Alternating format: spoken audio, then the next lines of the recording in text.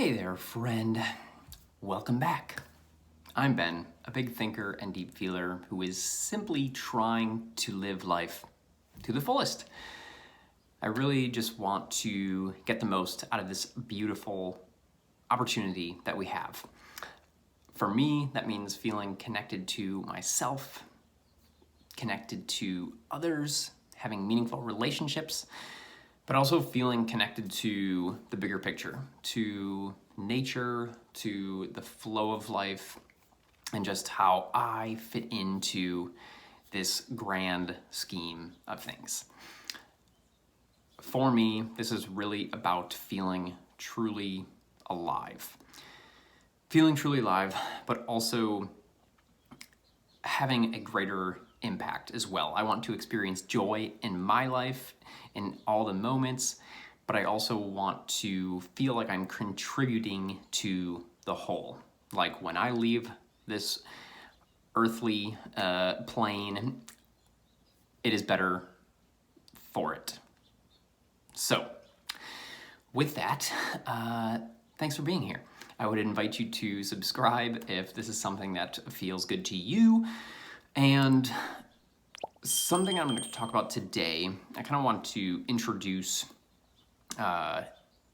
something that I want to do a little bit more in this space. And I'm having a lot of fun recently getting these creative urges back to really figure out how I want to utilize my space here with you and how that feels most meaningful. One of the things that I've continued to come back to a lot recently, and recently meaning the past year or two, probably even a little bit more out than that, but it is basically having meaningful conversations. Talking about meaningful shit. Those are like the things that just continue to be very true to me, and I just really haven't done that in any real way. Every once in a while, I'll post something on Instagram, or I'll have, these like deeper conversations with friends, of course, but I've never really done that in any type of public sphere. So I want to start doing that. I want to start doing that using the podcast, using my YouTube channel to start to talk about these things. Now, what I really want to bring to this space, because everybody's out there infusing conversations with their opinion. Everybody is out there, or I should say many people are out there highly intellectualizing these conversations.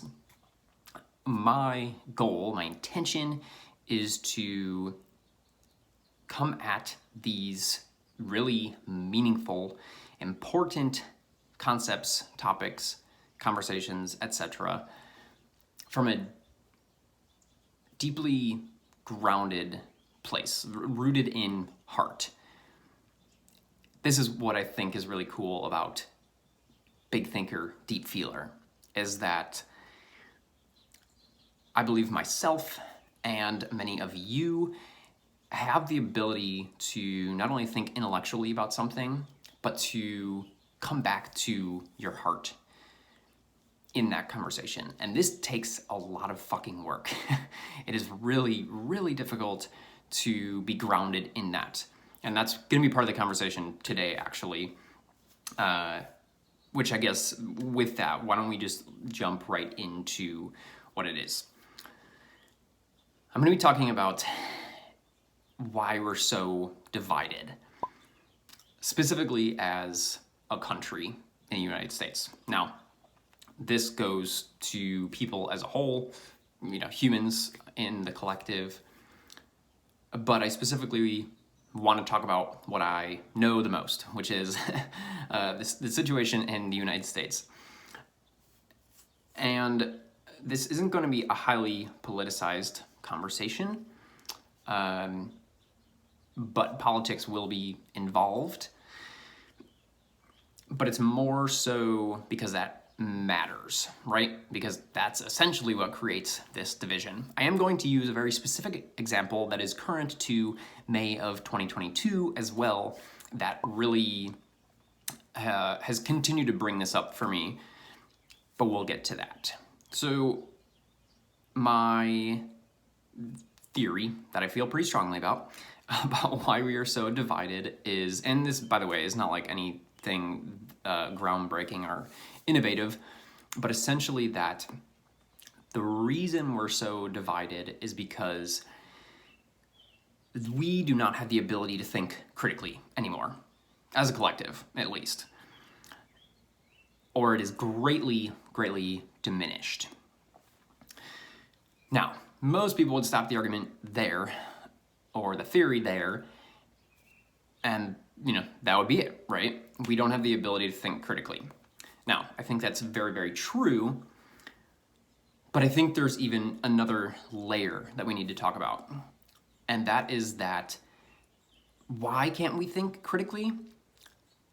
Well, because we're not grounded in our emotional center. We are reactive.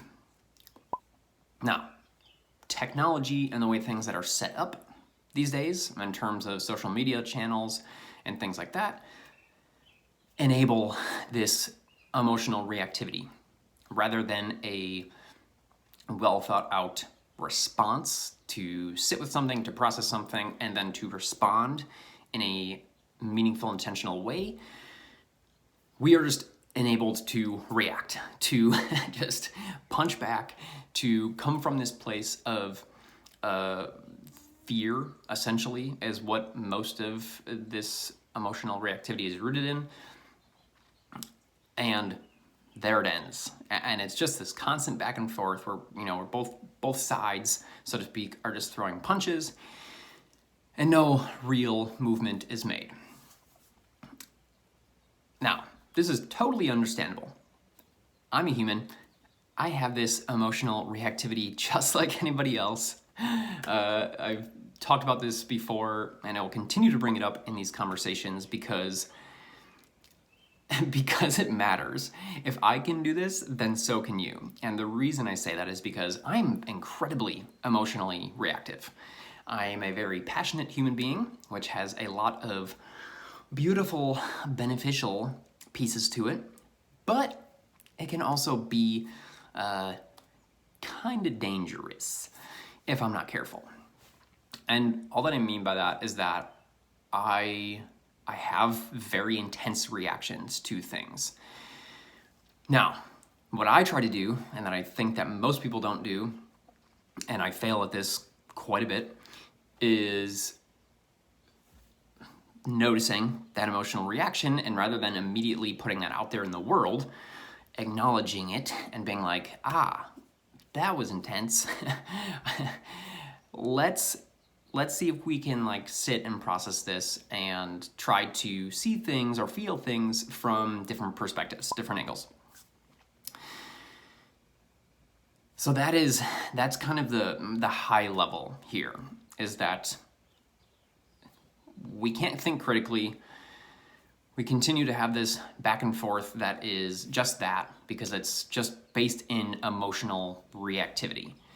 There's very little processing. There's very little trying to understand where somebody else might be coming from, what the other side's argument is about, so to speak. With that, let's bring in the specific example that I am going to share today that is really continued to bring this up for me recently, and why I felt the need to share about this. And that is the issue with Roe versus Wade being brought back up and rediscussed, everything around that, right?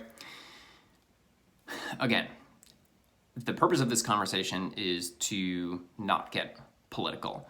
It's not even to really get too passionate about anything, which I will as I speak here, because that's what I do, and because I'm not going to hide my human here, but the intention is to use this as to observe what has gone on here, and yeah, so we all know what's going on here. For me, from a high level, in general, this is ridiculous. It's utterly ridiculous. It's incredibly frustrating and sad, infuriating. And I am a white man. I'm not a female. I'm not having my body attacked in this conversation here. I don't need to personally feel unsafe in my own body, but I do by proxy, because I have a wife, I have women in my life that I care about. To me, this is ridiculous, right? And it's not an issue of politics. You have your right as a human being to have an opinion on abortion. What you don't have an opinion on is what we're talking about in this conversation of Roe versus Wade. It's not the fucking same thing, right? There is human rights, and there's policy, there's politics. This particular instance falls into, this is just inhumane, what we're talking about here. Again, you can have your opinions on abortion. I may not agree with them, but you may have them, and that's totally fine, and I respect that. Now, the where this all stemmed for me, though, is that there's been this argument thrown around by conservatives that are essentially coming back to the COVID situation, talking about masking, talking about vaccine mandates, and saying, oh, now we want to talk about like my body, my choice, which we don't have to go down this rabbit hole, but that didn't make sense from the start. Taking this kind of this abortion thing and then applying it to COVID and masking, and so what's really frustrating about this to me, is that what conservatives are saying is, oh, now we're going to talk about this. Like, oh, this is so first and foremost, before we dig into anything, immediately, this thing that is happening right now, and again, I really don't give a shit about sides as much as like, we have this event, we have this thing that's happening there, it's inhumane. Rather than conservatives stepping in to support liberals, again, it really should just be women in general, but conservatives see it as sides, right? But it's like, rather than them stepping in and saying, you know what, I don't think that abortion is right, I don't agree with abortion, but this situation's fucked up. This is not okay. To me, that is a healthy emotional response.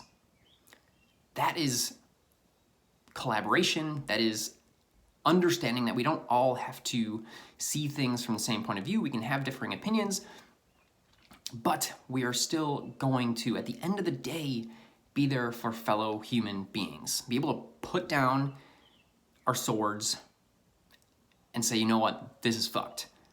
I don't stand for this. I don't agree with all parts of this topic, but this in particular is not okay.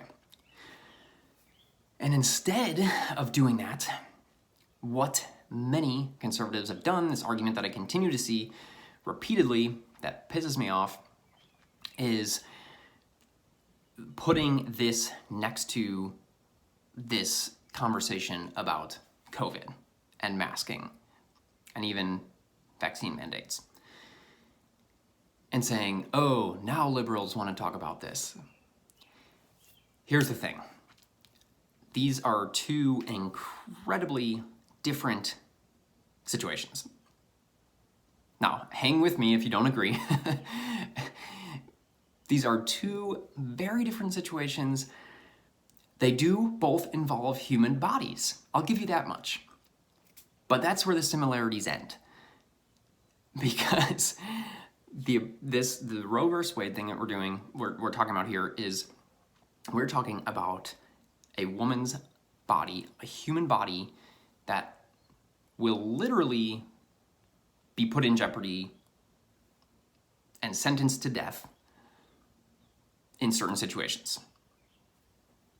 That individual's safety is 100% determined by this particular law, mandate, etc.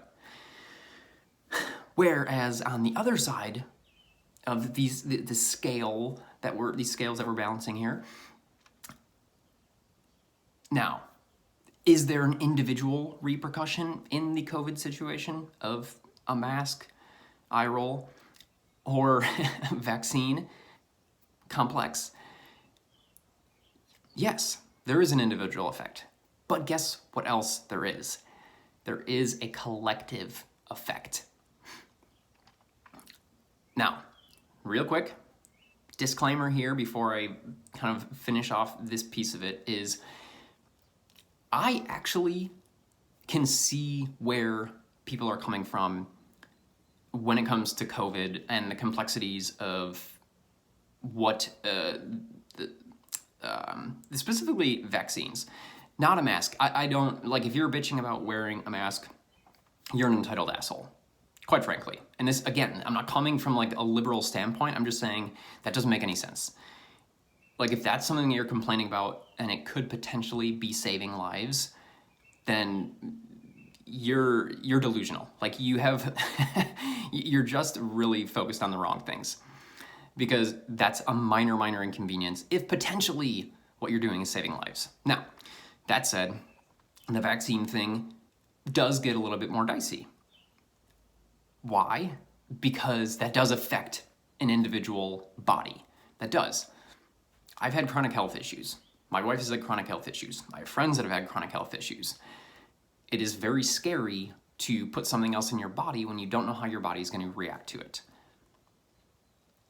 I personally was terrified to get the vaccine. I got it because I thought that was what was right for my body and for the collective. My point here is that I can see where people feel uncomfortable about that. I'm not saying I agree, but what I'm saying is that I can see where people would be scared, where people would want to deny it for their own personal reasons.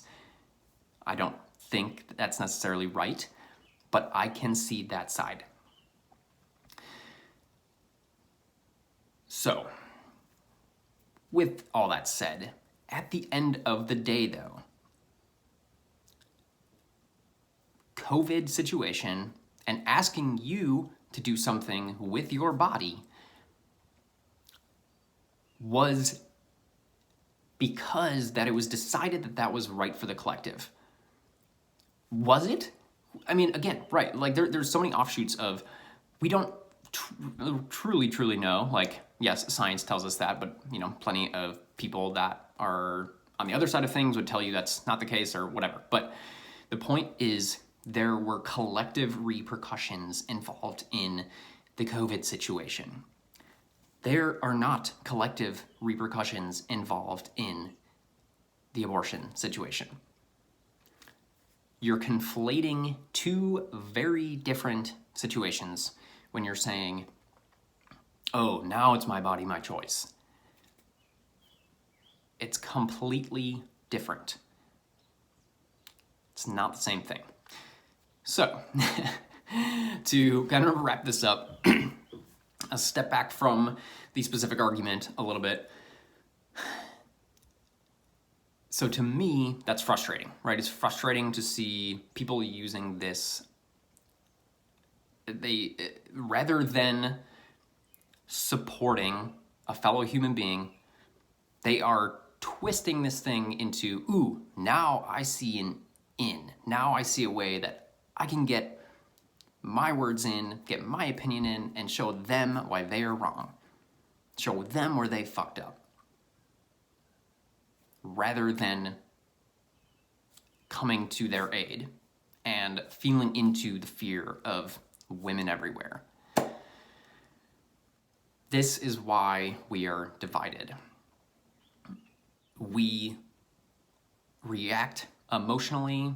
We react from a place of defensiveness and fear. We're not responding from a place of love.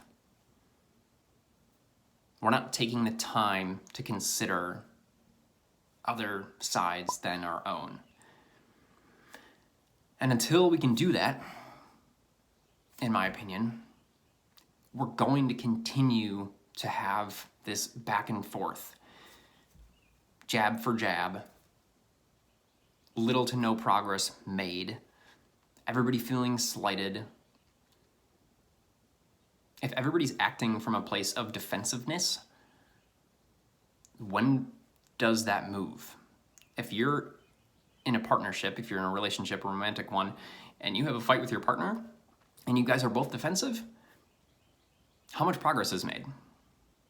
None. It doesn't shift, it doesn't change until somebody is willing to say, I fucked up. Or, okay, maybe I was wrong here. Or, I could see where you're really scared, upset, hurt. Then we can proceed. So with that, I just wanted to put that out there and say that it's sad for me to see, because it just feels like it's going to be really, really difficult to shift this. I think the positive of technology and the channels that we have to interact is that we can have conversation. These things can be discussed. I can share this with you. You can talk back to me.